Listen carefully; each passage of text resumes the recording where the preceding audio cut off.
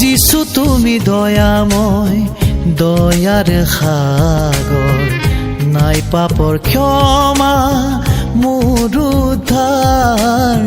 Jesus তুমি দয়াময়, দয়াৰ সাগৰ, নাই পাপৰ ক্ষমা মোৰ উদ্ধাৰ। মোক কৃপা কৰা হে জীৱিত ঈশ্বৰ, সৰগলৈ তুলি নিয়া এই জীৱন মোৰ।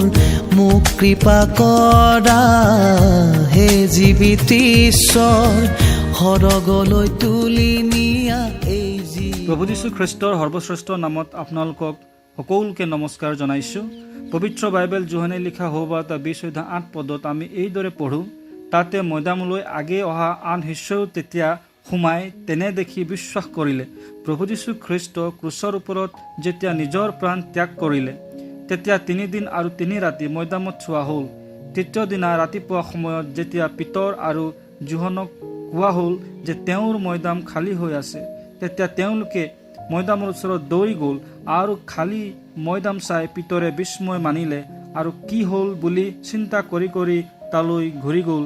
কিন্তু সেই খালী মৈদামক চাই যোহনে সেই কথাবোৰত বিশ্বাস কৰিলে, যি কথা প্ৰভু যীশু খ্ৰীষ্টই নিজৰ শিষ্যবিলাকক কৈছিল। প্ৰভু যীশু খ্ৰীষ্টই শিষ্যবিলাকক পবিত্ৰ শাস্ত্ৰত ভাৱদেৱবিলাকৰ দ্বাৰাই কৰা ভৱিষ্যতবাণীত নিজৰ মৃত্যু আৰু পুনৰুত্থানৰ বিষয়ে কৈছিল।